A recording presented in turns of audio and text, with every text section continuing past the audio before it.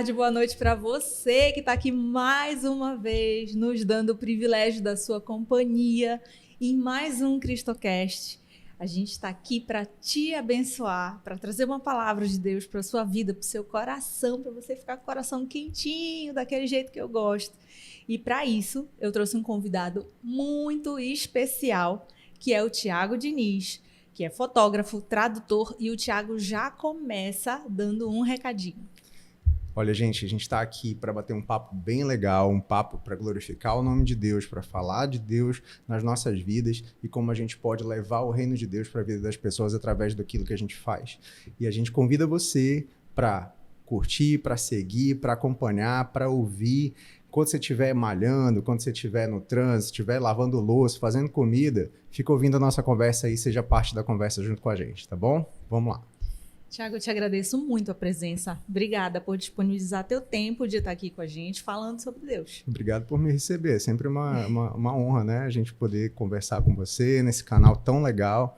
Eu fico muito feliz de estar aqui. Já vi algumas pessoas que vieram aqui antes, que eu conheço, que eu gosto, e eu fiquei, nossa, me chamaram, né? Então, fiquei muito feliz. Muito obrigado. Legal, olha, a gente tem muito em comum, assim, pelo que eu percebi, a gente não costuma combinar, né? A gente, assim, o roteiro, nem nada, a gente tem uma conversa prévia, mas dentro dessa conversa prévia, eu já percebi muitas coisas semelhantes, né, entre a gente, especialmente sobre o que a gente pensa, né, sobre serviço, né, servir ao reino, o que a gente tem em pensamento sobre a nossa atuação mesmo dentro de uma comunidade cristã, né? E eu vou começar já te perguntando sobre isso. Como foi que isso aconteceu na tua vida?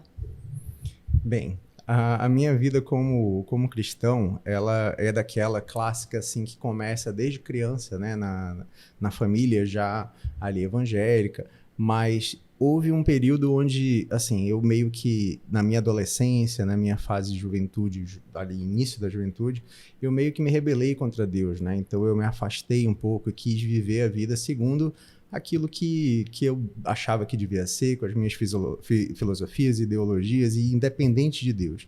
Mas Deus foi me trazendo para perto de volta. E a minha visão de servir a Deus, de glorificar Ele, passou a ser servir com os talentos que Ele me deu, né? Então, muitas vezes a gente pega os nossos talentos e passa a ver os nossos talentos como algo que nos torna pessoas especiais demais, né? Viram nossa identidade profissional, viram às vezes uma forma de você meio que se gloriar, né? De si mesmo. Né? Mas, na verdade, aquilo foi Deus que deu para você, Deus que proporcionou para você, Deus que gerou as oportunidades para que você pudesse desenvolver e aperfeiçoar esses talentos. Então, a minha visão é, eu preciso devolver isso para Deus. Devolver isso como? Devolver isso no reino. Realizando, né, aquilo que eu sou capaz de fazer com excelência técnica, porém para o reino, para alcançar vidas, para levar a palavra de Deus, para gerar salvação através de levar a mensagem da salvação, a mensagem de Cristo para a vida das pessoas, mas também de formar a próxima geração, né, de formar tecnicamente outras pessoas, principalmente jovens e adolescentes que têm interesse em aprender aquilo que eu tenho como ensinar, para que essas pessoas façam melhor lá na frente. E me fala assim, como é que tu descobriu o que tu querias fazer, né? E esse talento, quando foi que despertou que tu poderias realmente utilizar ele para Deus? Olha, no caso de onde eu convivo, que é a igreja evangélica, toda igreja evangélica, por menor que seja, você tem sempre áreas ali de atuação com arte, por exemplo, né? Então tem aquela garotada que quer aprender a tocar instrumento, a cantar, a participar de uma peça de teatro, tem as meninas da dança, e para você fazer isso em um grupo que é comunitário, que é voluntário, né, você acaba precisando gerar laços ali. Então você precisa marcar ensaio. E como não é algo para simplesmente se apresentar, é uma convivência ali que é para manifestar a glória de Deus, é para você poder louvar e adorar a Deus em algum momento, então aquilo passa a ser uma relação de discipulado, né, de líder e liderado, que você vai criando essa comunidade, né, e esses laços ali que vão se afirmando dentro desse cotidiano de igreja. E de um tempo para cá, um tempo recente, principalmente aí nesse período pós-pandemia, durante a pandemia, se intensificou muito no meio das igrejas o desenvolvimento da área técnica, da área de mídia, da área de comunicação voltada para transmissão, para redes sociais. Então, você passou a gerar essa oportunidade de atuação nesse ambiente de igreja, que é um ambiente constante de eventos, né? Então, você tem toda semana, pelo menos uma vez na semana, vai ter uma reunião ali. Então, você passa a ter um novo grupo de pessoas. E eu passei a ser essa pessoa. Então, eu não era a pessoa que cantava, eu não era a pessoa que tocava, no que participava de peça ou qualquer outra coisa, mas eu passei a ser a pessoa que podia operar uma câmera, que podia fazer as fotos, que podia fazer a transmissão da igreja e formar e juntar ali, liderar o grupo de voluntários que tem interesse em aprender isso, a atuar também, né, como eu. Então, eu passei a viver com essa nova oportunidade, né? E eu vi nisso um campo missionário, inclusive, de você poder não apenas atuar para levar uma mensagem para fora, para trazer pessoas, para levar, por exemplo, o culto presencial ali para a casa das pessoas que não podiam sair de casa em determinado momento, com qualidade, com iluminação, né, com resolução, com ali toda a operação da transmissão em si, mas também o lado da fotografia, que é a minha especialidade, né? Eu sou fotógrafo e eu sou um fotógrafo que se especializou dentro da igreja. Então, eu sou um caso especial que eu digo com relação à igreja, porque ao contrário da maioria dos fotógrafos que fotografam na igreja, que são profissionais e vão servir na igreja, eu comecei na igreja e aperfeiçoei minhas técnicas na igreja e fui para o lado profissional.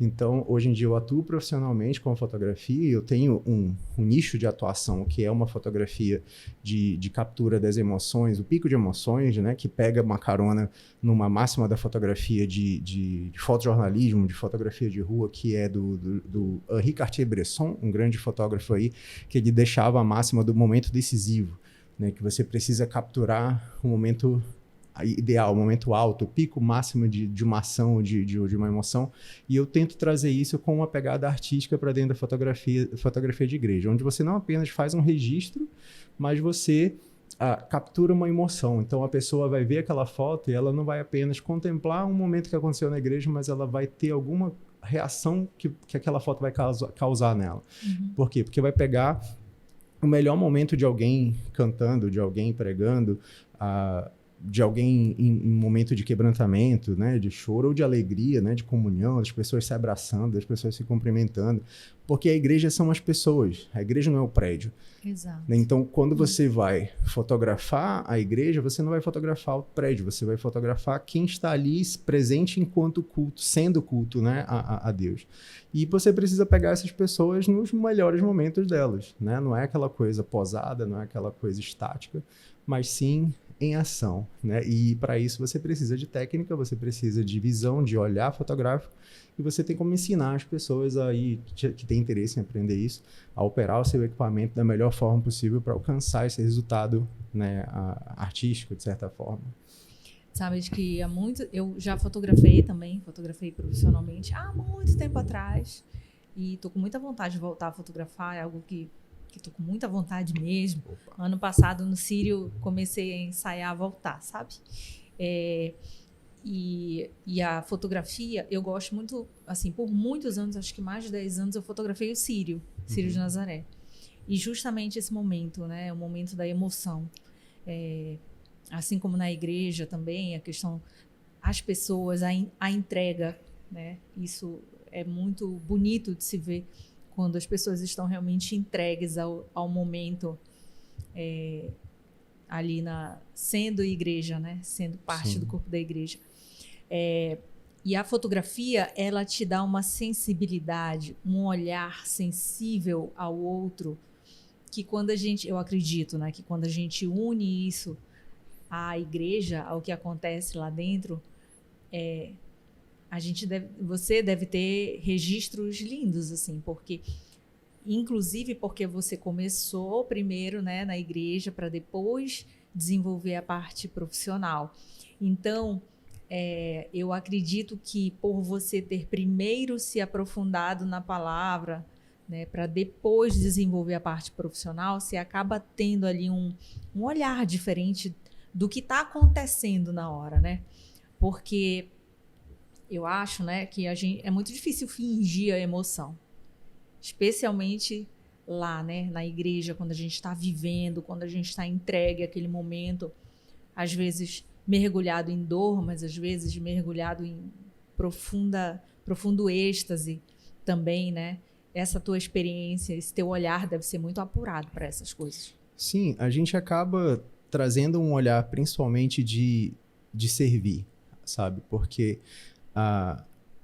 quando eu entro agora do lado do fotógrafo profissional, quando você trabalha com a fotografia, você tem um produto a entregar e esse produto tem todo um protocolo para que aconteça de nível de qualidade, de dedicação, de manutenção de equipamento, de qualidade de equipamento, de custo, de cansaço de realizar o trabalho. Então você acaba meio que tendo uma visão mais comercial da coisa, né? E muitas vezes o fotógrafo, quando ele entra para esse lado comercial, você acaba meio que sendo forçado a deixar um pouco de lado o seu lado artístico, aquela fotografia que te dá satisfação, que te dá prazer, né? Às vezes é a fotografia de rua, às vezes é a fotografia da natureza, de repente é a fotografia da sua família, das crianças, o que quer que seja.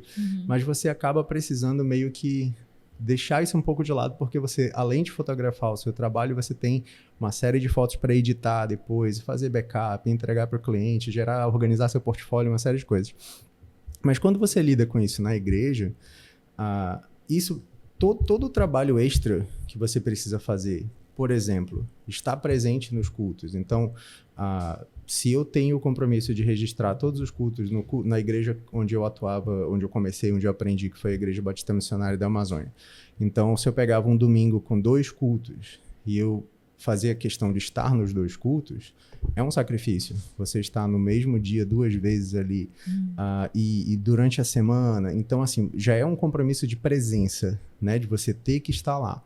Porém, tem que você registrar as imagens, que é uma grande quantidade, mas tem todo o trabalho pós-produção, que a pessoa que não conhece do nível de produção profissional de um fotógrafo, ela acha que fotografia é só tirar a foto, né? Aquela coisa, é só clicar e tá pronto.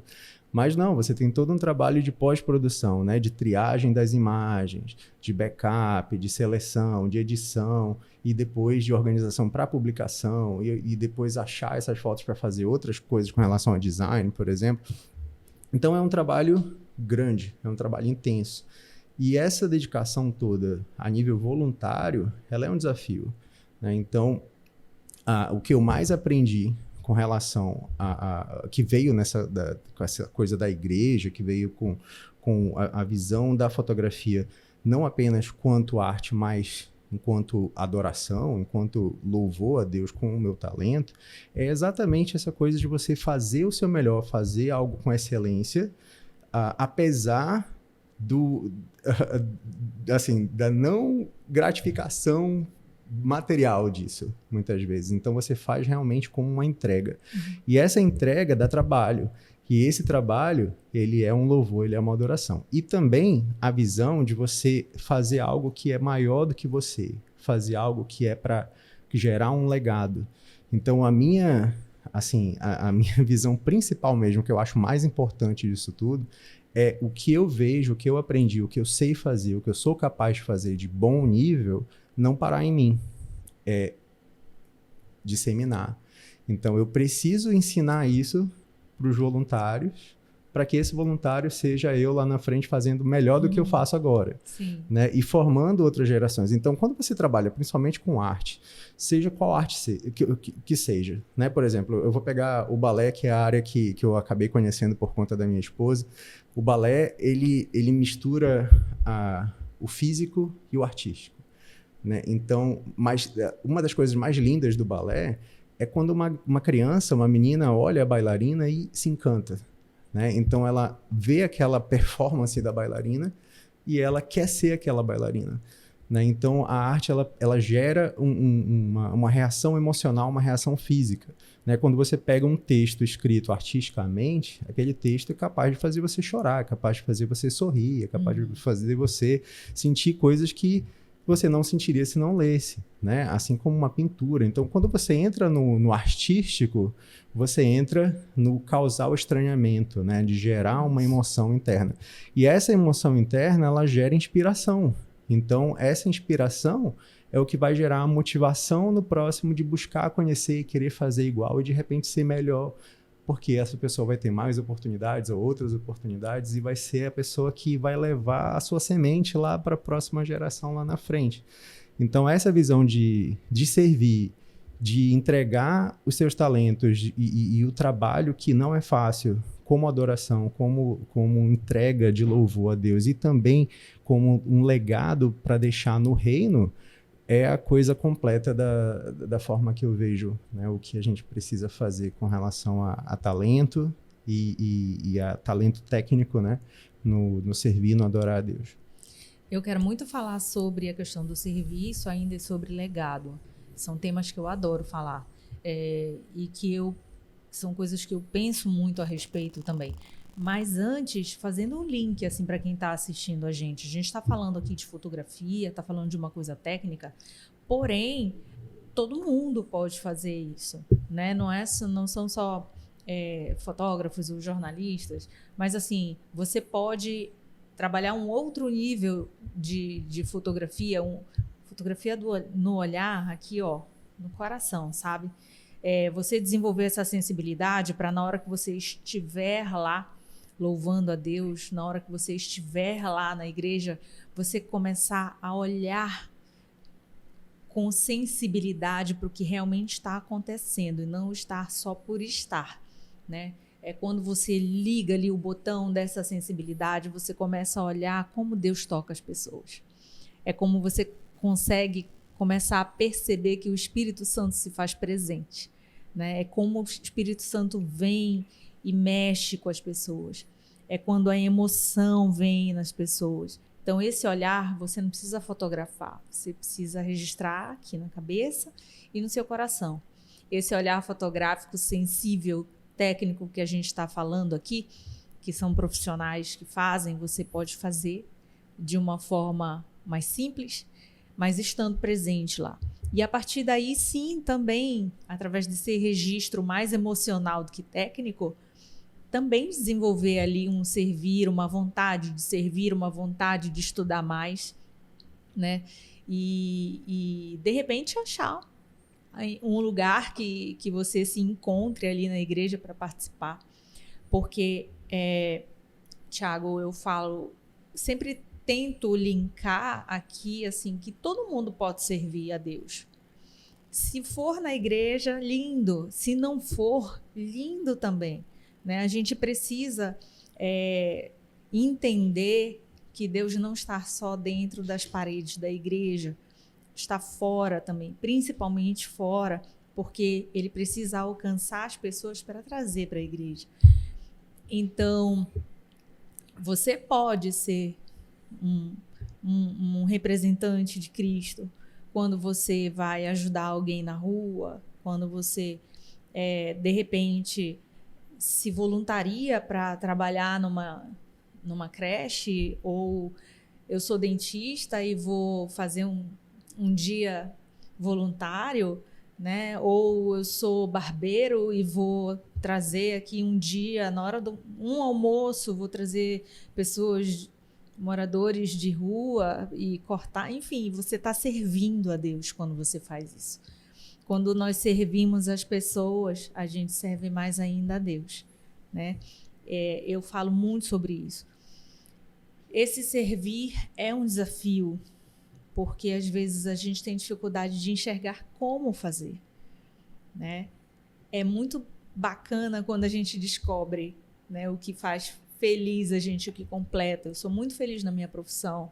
O Cristocast é um canal que eu descobri para servir a Deus.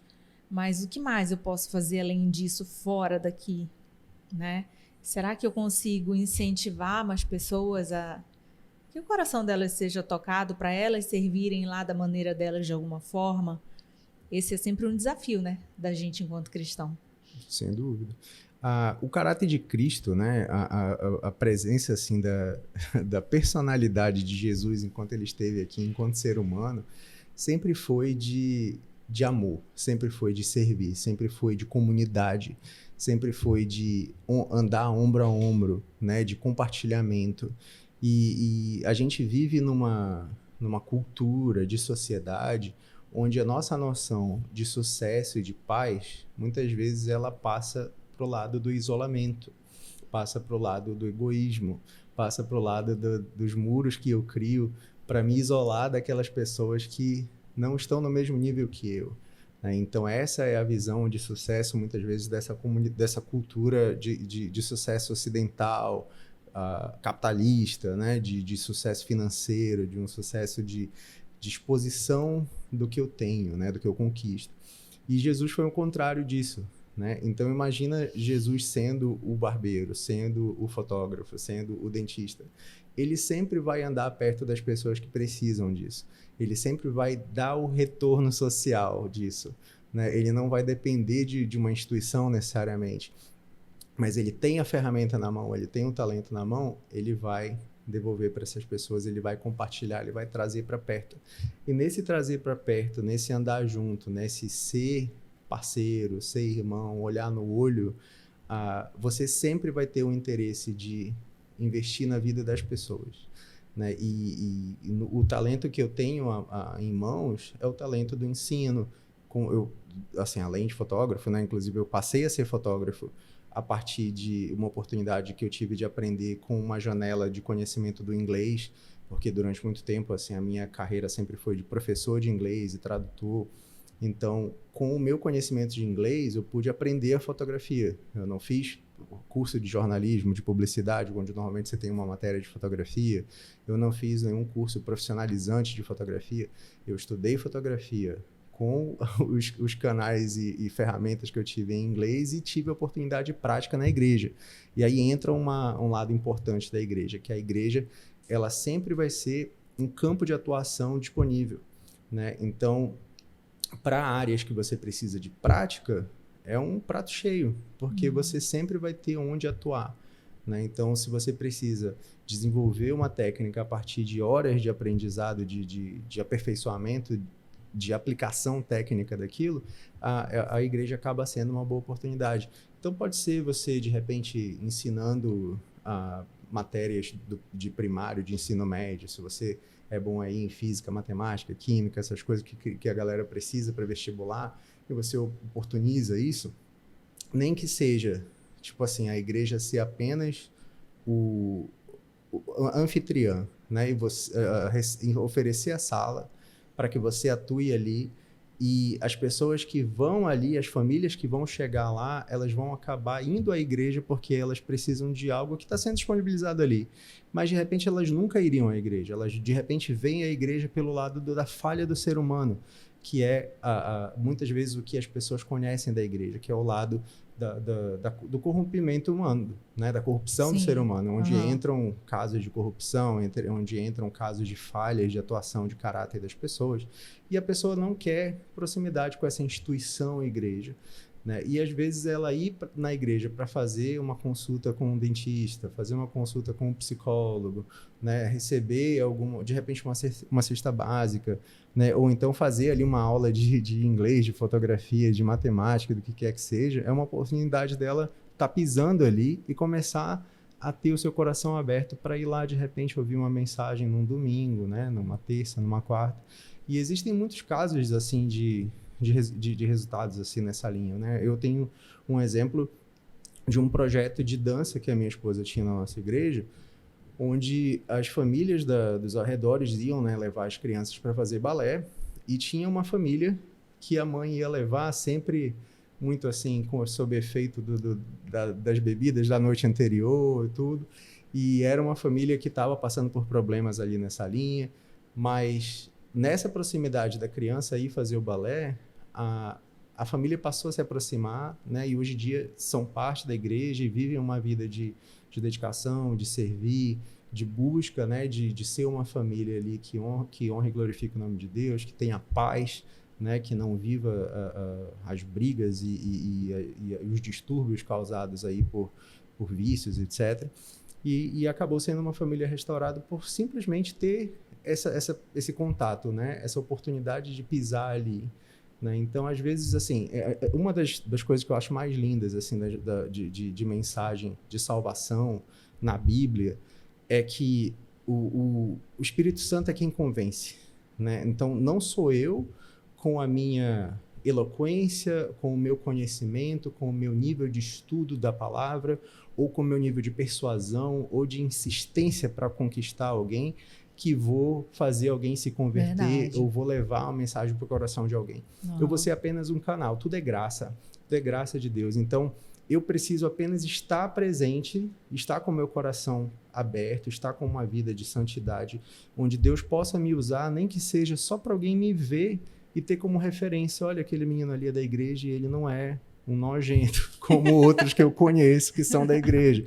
Então, assim, desculpa a forma que falei, mas assim, a gente precisa também admitir o lado negativo que muitas vezes a instituição passa para algumas pessoas. Tem pessoas que são feridas pela igreja, são feridas pelo homem, pelo ser humano na igreja. Eu ia te falar justamente isso, pelo homem, né? Isso. Muita gente se afasta da igreja, mas a gente precisa lembrar que a igreja é composta por pessoas.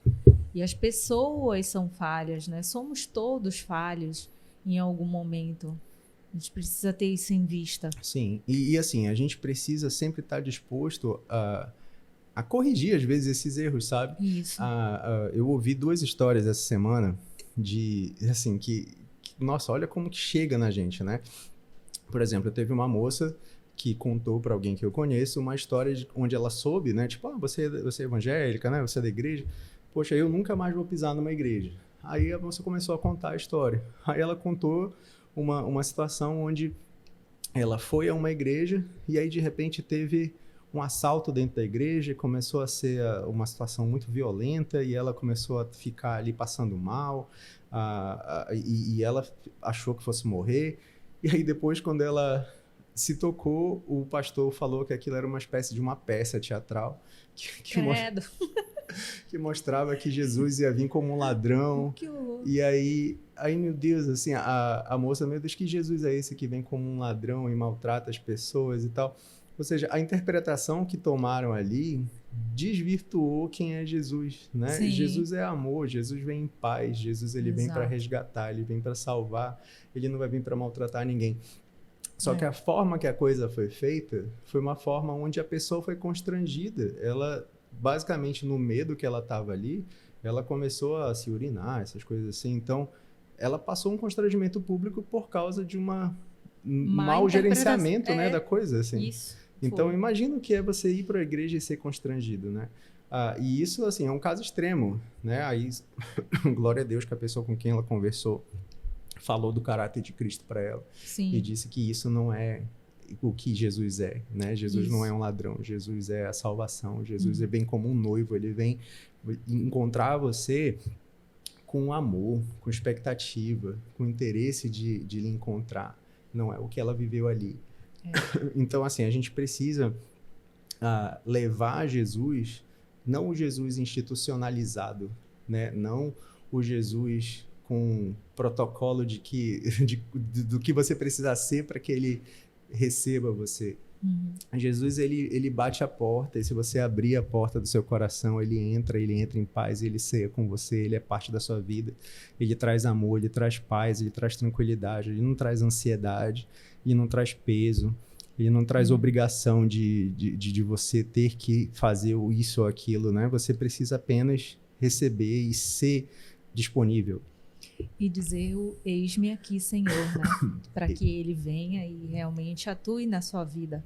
Com certeza. E a partir daí também a gente entender que o servir é você ser canal de bênção na vida da outra pessoa, né? A prosperidade hoje em dia é muito vista pela parte financeira, né? As pessoas visualizam, é uma loucura, todo mundo correndo atrás de dinheiro, todo mundo querendo sucesso, fama, riqueza. Mas eu acredito que ainda que você tenha tudo isso, você pode ter tudo. E se você não tiver Deus, o vazio vai aparecer, né? A verdadeira prosperidade é quando você consegue ser canal de bênção na vida de outra pessoa. Que isso foi Jesus, né? Ele foi bênção para as outras pessoas.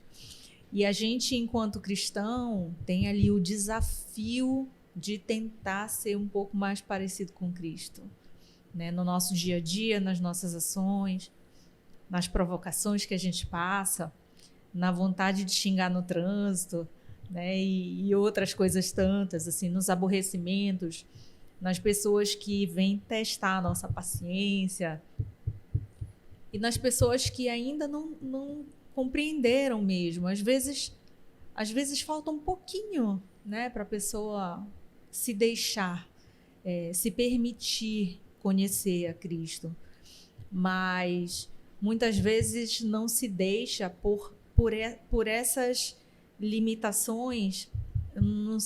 Talvez não sejam limitações, mas talvez sejam por informações equivocadas, né?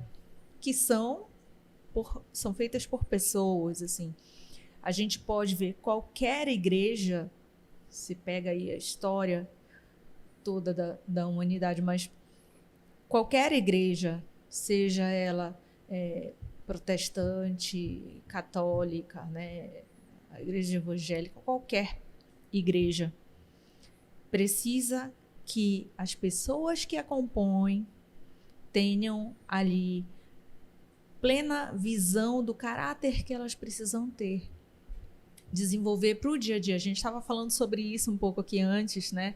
Do quanto a gente precisa pegar esse conhecimento, essa vivência, né, do que é ser cristão e aplicar no nosso dia a dia, né? E não só dentro da igreja, né? É muito difícil fazer isso.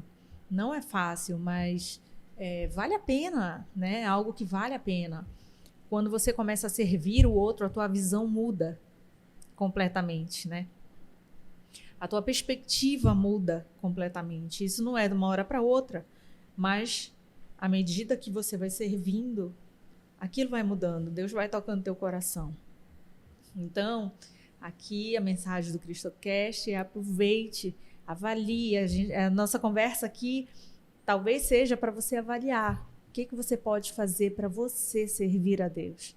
Na sua profissão, no seu talento, no seu tempo disponível, né? no que você conseguir imaginar. Às vezes nem é tanto, às vezes é você ser companhia de alguém, né? Você dar atenção a alguém, acolher, né? Hoje o acolhimento verdadeiro é tão raro.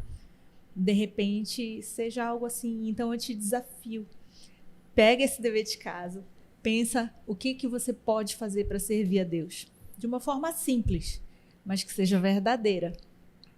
E aí, Tiago, eu queria muito falar sobre a questão de legado também. Qual é a tua visão sobre isso? Bem, a minha visão de legado acaba sendo essa de a forma que eu vejo o meu atuar, o meu servir, o meu louvar com os meus talentos, não pode parar em mim, né? Então eu preciso capacitar a próxima geração para que ela faça o que eu faço melhor e alcance mais do que eu alcanço hoje. Então eu preciso plantar no reino para que nasça uma árvore bem forte, frondosa, que vai ser maior do que a que está aqui agora, né? Então, assim, isso é algo que eu me preocupo muito. Inclusive, eu passei por isso meio que na pele mesmo, essa noção de não pode morrer em mim durante a pandemia. Porque durante a pandemia, eu atuava na minha igreja, tinha um grupo de voluntários que eu treinava, que andavam comigo, aprendiam comigo. E eu passei pelo período ali do Covid muito mal, assim, eu fiquei internado, eu fui para o hospital de campanha. Nossa. Então, durante esse período, teve, assim, uns momentos onde eu pensei, será que é aqui que eu vou parar, né? Será que eu não vou continuar? Será que eu vou morrer?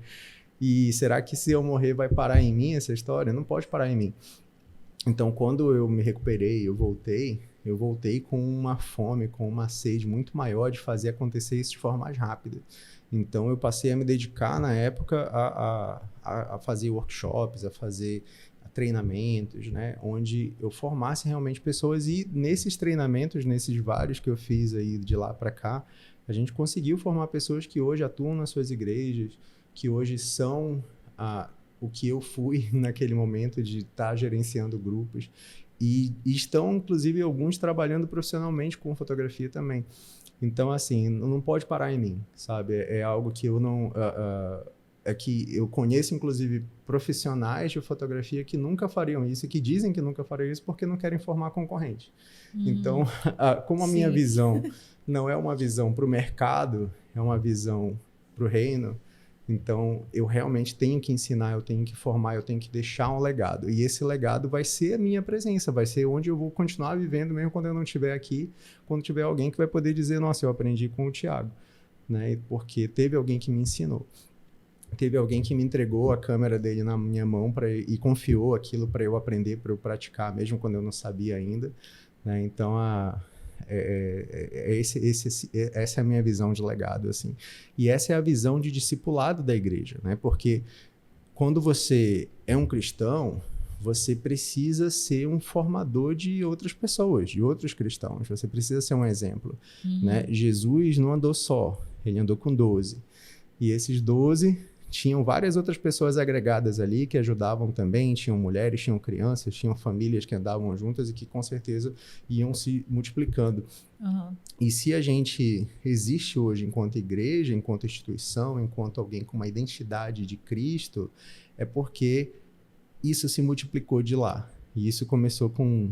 né, e multiplicou para 12, de 12 foi multiplicando. E tomou a humanidade e as gerações aí, e a história. E a gente não pode deixar morrer na gente, né? Então, você vai formar nem que seja o seu filho, né? Então, você quer que o seu filho, você quer que o seu sobrinho, você quer que alguém que seja importante para você pense como você, atue como você vai precisar ensinar essa pessoa.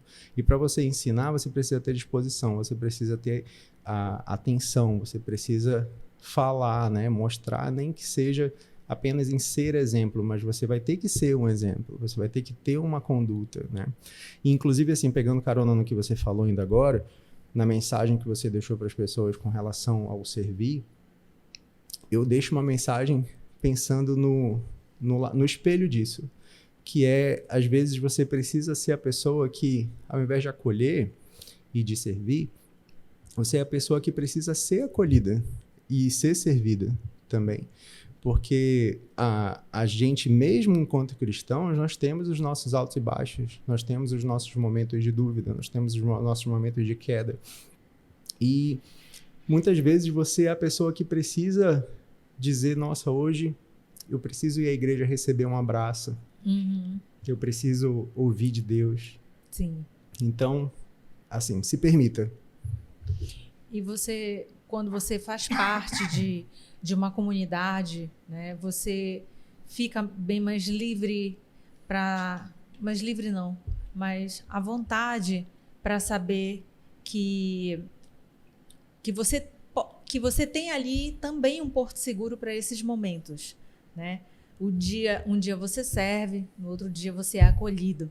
Então, é muito importante você fazer parte de uma comunidade para você ter essa segurança ali, né? Que você também vai ser acolhido, né? Isso é muito bom. Sobre a questão do legado, eu sempre achei muito... Eu achava que deixar um legado era deixar coisas. Por exemplo, escrever um livro. Eu queria muito escrever um livro, né? E, puxa vida, esse livro vai ser o meu legado.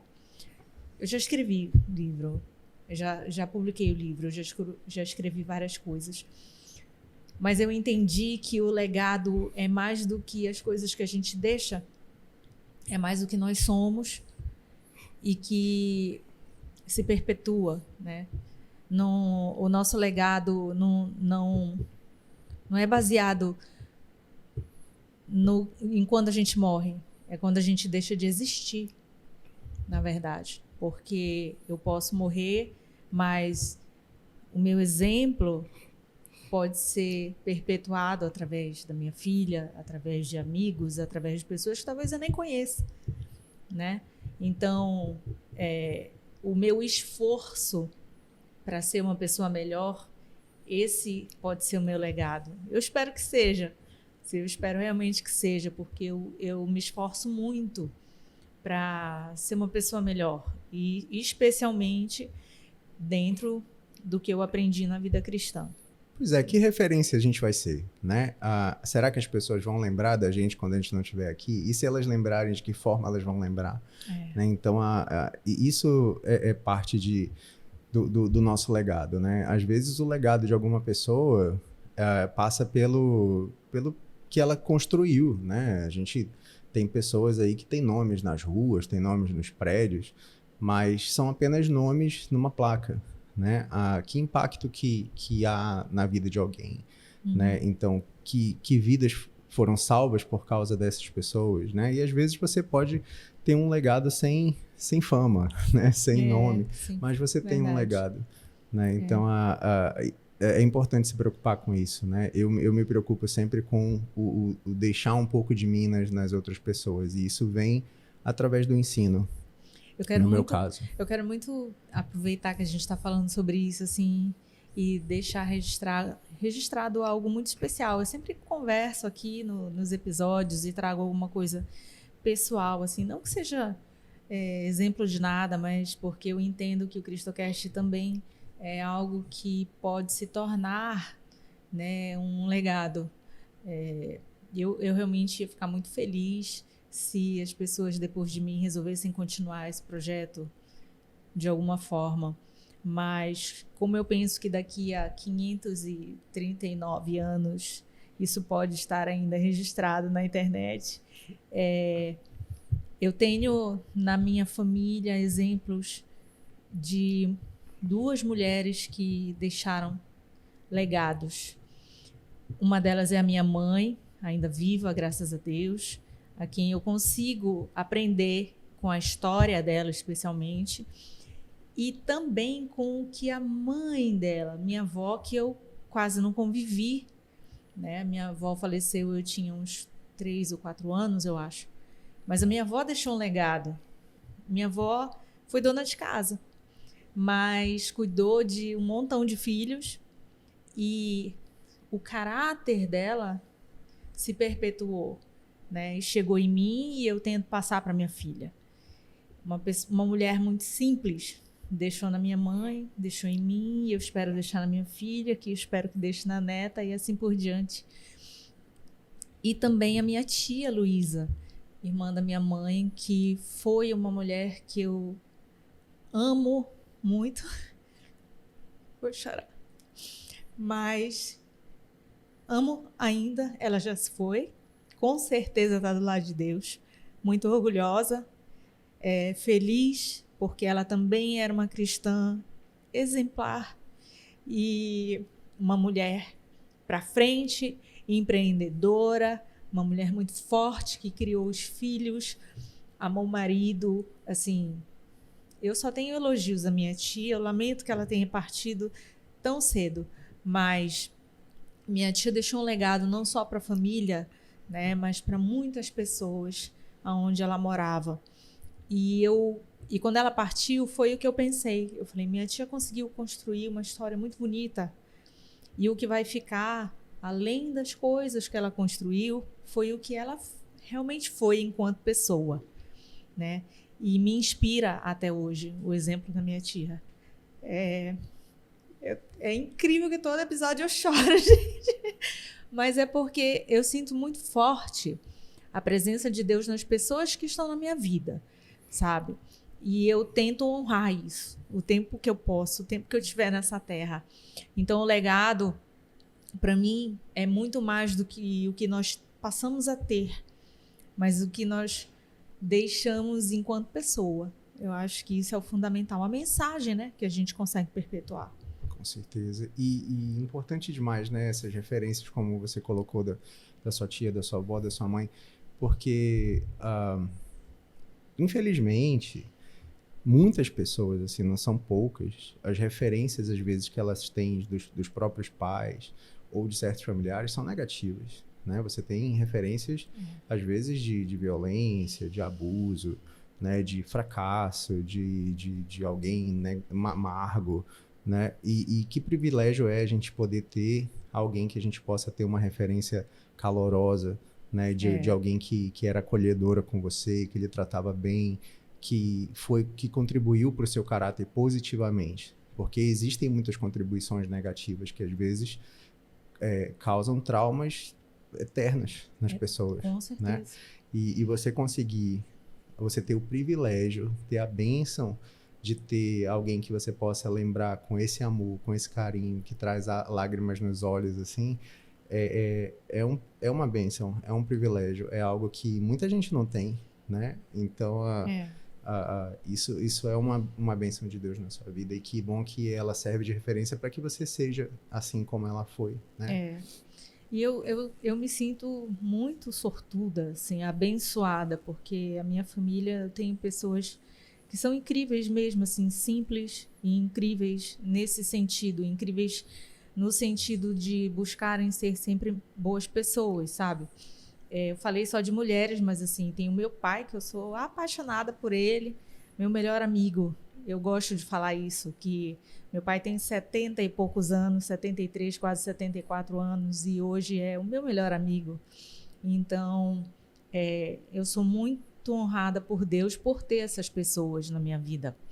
Aí, outra coisa que eu ia te perguntar. Tu me disseste que, quando adolescente, houve ali um momento que tu ficou um pouco mais afastado, Sim. Né, da igreja. E esse afastamento, eu costumo dizer até que é um pouco natural na adolescência, né? Eu acho que todo mundo passa ali a questionar um pouquinho nesse momento. Mas qual é a diferença principal que tu sentes, assim, né? Porque tem muito jovem aqui que com certeza vai assistir. Qual é a diferença entre estar distante de Deus e estar perto? Não só na questão familiar, que inclusive é uma das principais coisas, eu acho, né? Mas na vida em sociedade, nos amigos, como tu consegues enxergar esse tipo de diferença? Olha, eu vejo isso muito como até um agir de Deus, sabe? Como que é uma experiência que você meio que, para quem vive essa experiência, acaba sendo uma espécie de teste, assim, onde Deus se prova para você e te puxa para perto de volta. Porque uma das alegorias que existem na Bíblia com relação ao caráter de Deus é o do bom pastor, né? E o bom pastor, ele vai atrás das suas ovelhas, né? Então, se a ovelha é desgarrada, se a ovelha foge, se a ovelha se perde, ele não é um pastor que vai ficar esperando ela voltar ou morrer para lá, né? Ele vai atrás, né? Então, ele vai ao resgate das suas ovelhas. Então, assim, eu tenho exemplos, eu tenho experiências assim atuais de jovens e adolescentes muito cheios de Deus, assim, que se Deus quiser, eles nunca vão precisar se afastar de Deus. Mas a gente não sabe as circunstâncias das vidas das pessoas. Então, eu tive uma adolescência muito conturbada, muito de insegurança dentro da minha família, de relação com os meus pais. E então eu tinha sempre uma espécie de uma revolta interna, assim, com relação à vida que eu tinha, com relação a certas injustiças que eu achava que eu vivia. Então, todo jovem, ele tem um pouco desse senso de super-herói, assim, né? De indestrutível, de imbatível. Então, ele pode fazer o que ele quiser, que nada vai dar ruim, né? Então, assim, você acaba meio que querendo ser independente de Deus e de todo mundo, né? Foi quando você tem um pouco dessa rebeldia, assim. E eu tinha muito disso, assim. Eu não me conformava com a ideia de que eu não podia fazer o que eu queria fazer, né? Então, eu tenho eu sou inteligente, eu sou forte o suficiente, eu sou capaz, então eu vou conseguir e vou lá fazer do meu jeito. E eu não preciso seguir regra nenhuma, eu não preciso de nem pai nem mãe me dizendo o que fazer, muito menos Deus, né? E aí você começa a querer viver uma vida independente de Deus. E aí você vai quebrando a cara ao longo do caminho, né? E eu lembro que eu vivi um pouco nesse conflito, assim, com a ideia de que eu não queria saber mais de igreja, de que eu não ia pisar mais em igreja, que eu não ia querer saber mais disso. E Deus, assim, como quem tem uma experiência com Deus, de Deus real, de Deus vivo, não de um Deus de uma história de faz de conta, você sabe que Deus age, ele fala através de pessoas ou ele mesmo, né? Deus é sobrenatural, Deus é real, né? Se você acredita em Deus, você também vai acreditar no diabo. Você vai acreditar que existe um mundo espiritual, que existem guerras, batalhas espirituais pela sua vida, que existe o bem, que existe o mal, né? E é muito mais fácil, muito mais confortante, tranquilo para a gente não acreditar em nada disso, né? É o que muita gente acaba se colocando nessa posição, né? Não existe o diabo, não existe o mal, isso é invenção de igreja, né? Eu falo isso, eu ouvi isso literalmente dito por pessoas, né? Tem quem escolha não acreditar em Deus, né? É uma escolha muito boa, às vezes, né? Por quê? Porque é uma vida muito simples. Se você não acredita no diabo, você não acredita em Deus e fica tudo bem, tudo depende só de você e fica mais tranquilo. Mas é real ainda assim, né? Então, uma hora você vai acabar experimentando, né? Então, assim, quando você acaba tendo o seu coração e o seu olhar aberto para essa realidade, não tem como você passar despercebido, né? Uma hora você vai começar a ver sinais, você vai começar a ver as coisas acontecendo. Então eu não posso simplesmente me omitir, eu preciso tomar uma posição, né? Eu sou importante para Deus, você é importante para Deus. Deus quer o seu coração, Deus quer o seu compromisso com Ele, Deus quer a sua demonstração de amor por Ele. Então você precisa ter compromisso, né? Você precisa ter formas de agir que vão satisfazer a Deus. Você precisa confrontar o inimigo de Deus que quer que você viva uma vida que vai lhe levar à destruição. Então, são escolhas que a gente acaba tendo que fazer. E no meu caso, nessa fase que eu vivi, uma das promessas de Deus era que eu ainda ia viver uma vida de serviço no reino, né? Com a minha família. E houve um momento onde eu não acreditava de jeito nenhum que isso acontecesse, né? Que aconteceria, né? E quando eu menos espero, tudo conspira e corre para o lado de que eu formo uma família e essa minha família está no altar de Deus, está servindo e vive na igreja. E o lugar que eu dizia que eu nunca mais iria querer estar, eu passei a estar o tempo inteiro porque eu estava fotografando e estava ouvindo as palavras, as mensagens. E aí aquilo foi passando a ser natural e virou uma espécie de segunda casa, né? Um ambiente de convivência, de experiências positivas e negativas, mas ao ponto de lidar com pessoas, né? Mas lidando com o reino, lidando com Deus, é o melhor lugar para você estar, né? E lembrando que o templo somos nós, né? Nós somos templos do Espírito Santo, nós somos o templo e o culto em si, né? O sacrifício prestado, aquele perfume suave que sobe às narinas de Deus, somos nós, né? Então a gente precisa ser de uma forma que o agrade. E ele vai recompensar, ele vai fazer isso tudo valer a pena, né? Na sua vida, na sua família. Você vai ver a paz que você passa a sentir, você vai ver a paz que vai acontecer na sua própria casa, né? As coisas que, de repente, desafios que você já viveu, que você já viu, aquilo vai ser restaurado, vai ser superado, Deus vai tratar e você vai poder sorrir novamente em algum momento. E se ainda estiver ruim, vai ficar melhor de alguma forma, né? Qual foi o maior desafio que tu passaste, assim, que tu sentiu realmente Deus te cuidando? Eu tive, assim, nessa fase assim, de rebeldia com Deus, tudo, eu sempre fui uma pessoa que eu me revoltava muito com o mundo, assim, com as coisas, com as injustiças e tudo. E eu passei por uma fase de depressão muito forte, né? E uma depressão que levou a intenções de suicídio, né? Então eu vivia muito aquela desolação, assim, de que nada vale a pena, né? De que a vida que eu cheguei a ter, o que a minha família me proporcionou, que as experiências que eu tive na vida me levaram a algo que não valeria a pena. E por mais que Deus se importasse, que Ele quisesse que fosse de uma forma ou de outra, aquela forma que estava, no meu egoísmo, aquilo não valeria a pena. Então, antes eu morrer. Né? E então, eu tive uma fase que foi muito intensa de pensar o tempo todo em que não valeria a pena viver.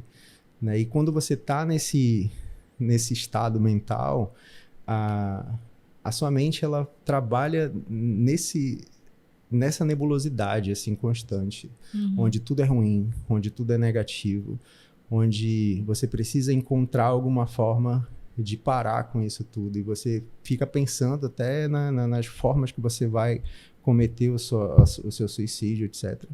Mas é nessa hora que você começa a ver Deus agir. Né? Então, eu tive um episódio onde eu cheguei a tentar contra a minha própria vida.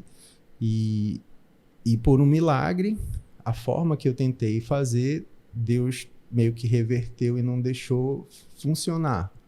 E aí eu cheguei assim ao ponto de, meu Deus, eu fiz isso aqui, mas não deu certo. Como é que pode ser que era certeza que ia dar certo? Não era mais para eu estar aqui.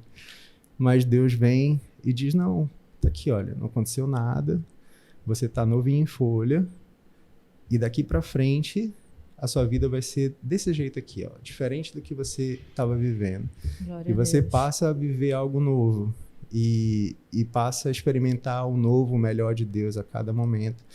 E nos momentos em que parece que está tudo ruim, ele vem e refrigera a sua alma, né? E também, associado à sua busca com Deus, é preciso também ter a busca de tratamento de saúde mental, né? Então, tratamento com psicólogos, com psiquiatras, com medicamentos, muitas vezes isso resolve. São coisas que às vezes as pessoas não se atentam, né? Mas de repente, isso que você pensa, que você sente que é irreversível, com o medicamento certo você passa a não sentir mais. Então, assim, você precisa ter fé no conhecimento que Deus deu para o homem, para a medicina, né? Para resolver Exato. também situações aí de conflitos emocionais. E a saúde mental é algo muito importante, é algo muito sério, né? Inclusive, no meio da igreja, com muitos pastores, existe um alto índice de suicídios também. Sim. Então, o suicídio é algo muito sério, é algo que é reversível, sabe? Que se você tiver atenção, principalmente com as pessoas que estão próximas, né? Identificar sinais nas pessoas e ser essa mão amiga, assim, esse acolhimento, né? De repente é esse seu olhar que vai fazer a diferença em alguém pensar que hoje, quando no caminho de casa, eu não vou chegar em casa, mas no caminho ela encontra com você e essa pessoa chega em casa, né? Porque você foi quem Deus colocou no caminho dela ali na hora certa. Sim. Né? Então, assim, você sendo uma ferramenta disponível na mão de Deus, ele vai usar você. E assim como eu já fui usado na vida de algumas pessoas, muitas pessoas já foram usadas na minha vida. E a gente precisa fazer isso que a gente conversou ainda agora, né? Você servir e acolher, mas também, às vezes, você ser servido e ser acolhido. Isso. Né? Então, é a comunidade que ele permite que a gente crie, né? E torne saudável. Tem uma coisa que eu acho que é importante a gente falar, porque, assim, ter a clareza, é importante que a gente tenha a clareza de que não é porque nós acreditamos em Deus que a nossa vida vai ser 100% flores. Não é isso. A gente vive em sociedade onde convivemos com outras pessoas e temos tantos desafios aí, né? Então, Jesus não prometeu só flores, né? Pelo contrário, falou que a gente precisa sim se preparar para os desafios.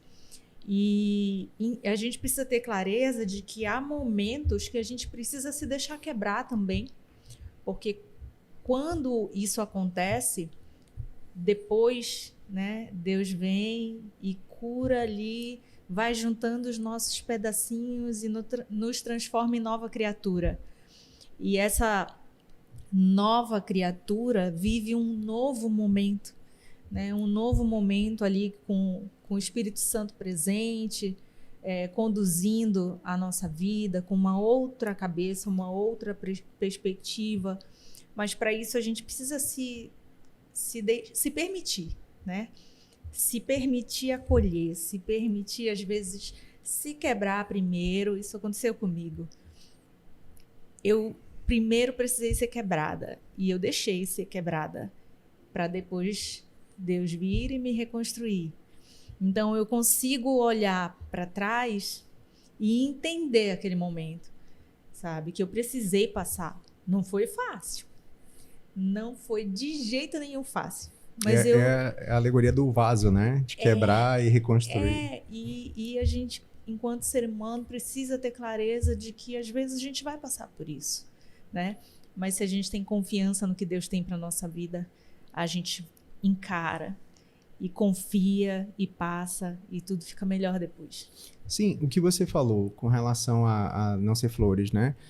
Na Bíblia, Jesus diz com as próprias palavras dele, né? Que no mundo você terá aflições, mas tenha bom ânimo porque eu venci o mundo.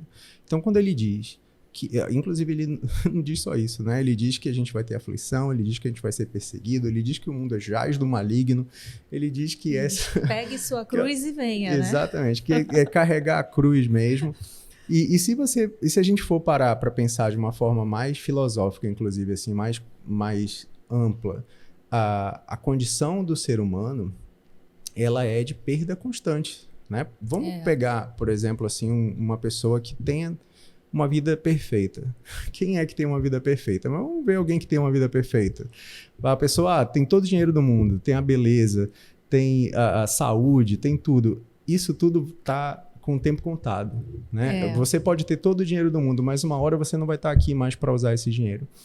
E aí, o que você vai fazer com esse dinheiro? Você vai criar algo que vai deixar um legado para quando você não estiver mais aqui? Você vai construir algo maior que você?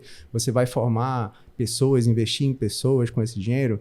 Né? E a sua beleza, que está agora perfeita, lindíssima, mas quando você estiver daqui a 40 anos, será que vai estar do mesmo jeito? Não. Será que você vai se olhar no espelho e vai ficar triste porque você não é mais aquela pessoa perfeita que você era naquele outro momento? Então, a gente vive um relógio, um cronômetro ali, que tudo está acabando. Nada é perfeito. Esse mundo é um mundo de perdas. Ele é um mundo de decadência. Ele é um mundo de coisas sendo corroídas. Né? E a única a esperança que a gente tem é que depois daqui vai ser melhor. E qual é a única esperança qual é a única coisa que traz essa esperança pra gente? É a noção de vida eterna, é a noção de paz, é a noção de paraíso, é a noção de glória permanente de Deus fora daqui, quando isso tudo acabar, né? Existe algo melhor que vem depois daqui, né? O mundo que a gente vive é um mundo de tristeza. As pessoas que vivem bem, elas vivem em bolsos, assim, em ilhas de proteção, que podem ser furadas e invadidas a qualquer momento. A gente vê isso no caso que está acontecendo agora das escolas, né? Ou seja, existe um distúrbio. A paz foi afetada, né? As pessoas estão num momento de tensão, de pânico, né? Será que vai acontecer algo comigo? Será que meu filho está em paz? Será que meu filho está seguro na escola dele? Né? E isso tudo é você estava tão protegido ali e de repente essa sua proteção tá sob risco, né?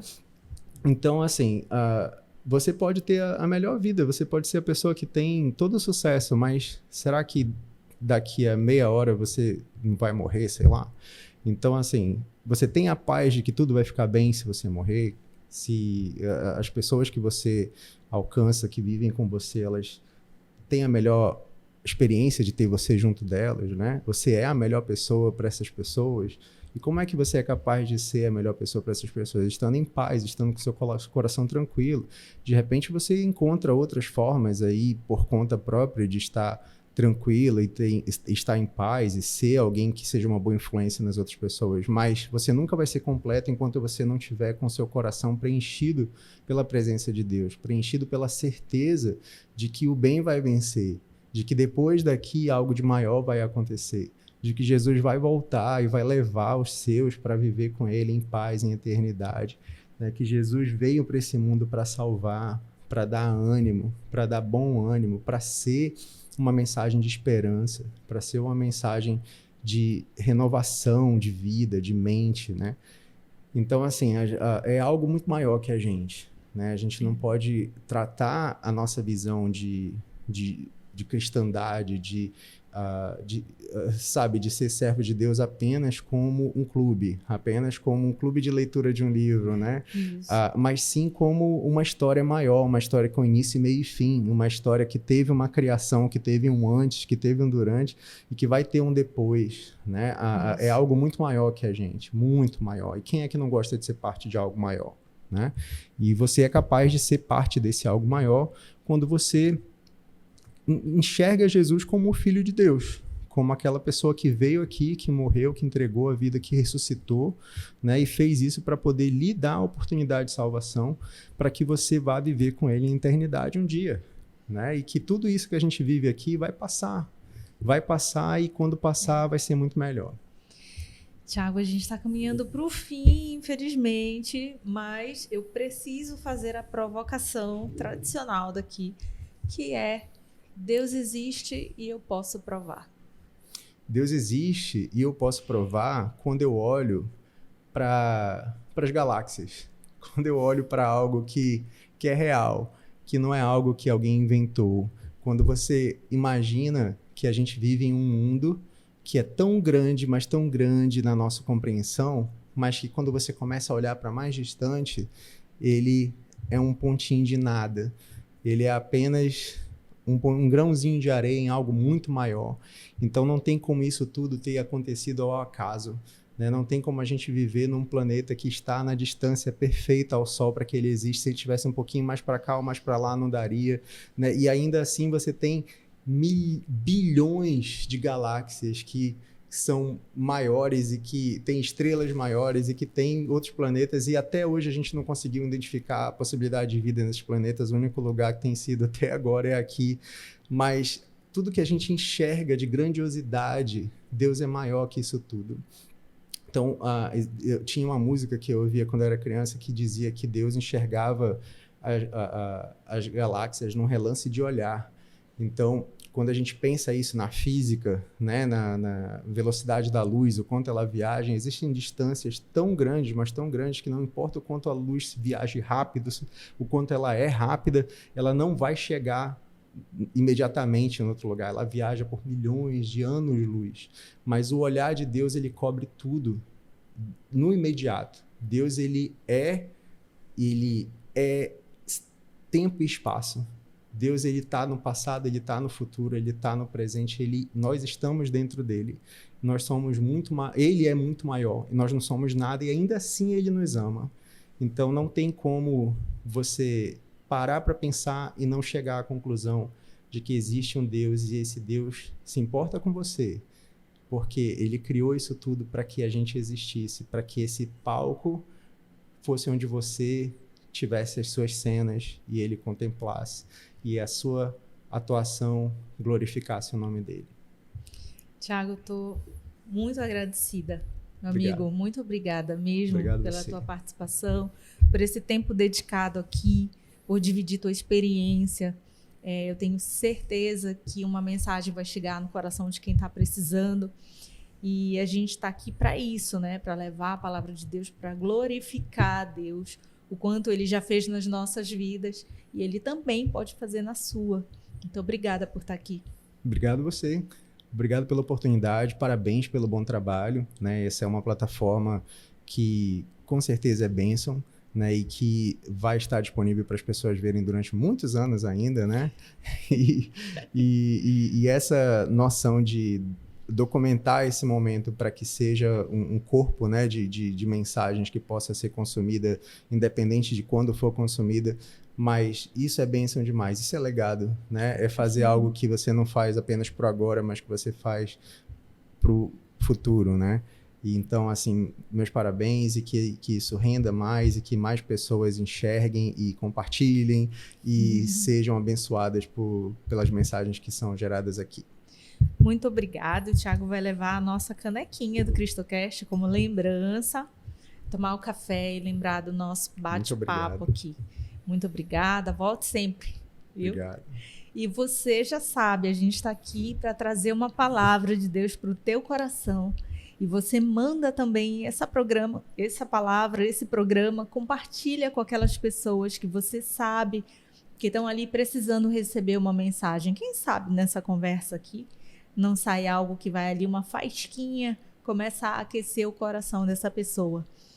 Seja bênção na vida dessas pessoas. Você pode ser o canal que Deus vai estar usando para glorificar não só Ele, mas para recuperar o bom ânimo da pessoa que você gosta, né, que está ali do seu lado. Talvez às vezes você nem conheça, mas seja canal de bênção.